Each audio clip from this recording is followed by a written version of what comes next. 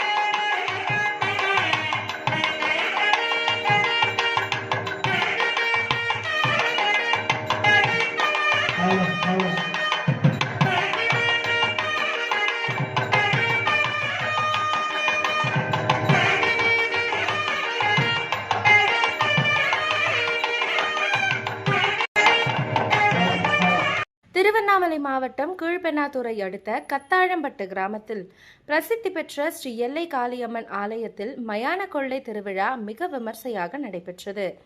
இதில் திரளான பக்தர்கள் கலந்து கொண்டு மயான கொள்ளை சாதத்தை வாங்கி சாப்பிட்டனர். முன்னதாக அதிகாலை நடை திறக்கப்பட்டு அம்மனுக்கு பால், தயிர், இளநீர் உள்ளிட்ட பல்வேறு வகையான பொருட்களை கொண்டு அபிஷேகம் நடைபெற்றது. பின்னர் சிறப்பு அலங்காரம் செய்யப்பட்டு தீபாராதனை காண்பிக்கப்பட்டது. அதனைத் தொடர்ந்து விஸ்வரூப காளி வேடத்துடன் மேளதாளம் முழங்க ஊர்வலமாக சென்று தீமிதி திருவிழாவும் அதனைத் தொடர்ந்து மயான கொள்ளை நிகழ்ச்சியும் நடைபெற்றது. இதில் ஏராளமான பொதுமக்கள் கலந்து கொண்டு மயான கொள்ளை சாதத்தை வாங்கி சாப்பிட்டனர்.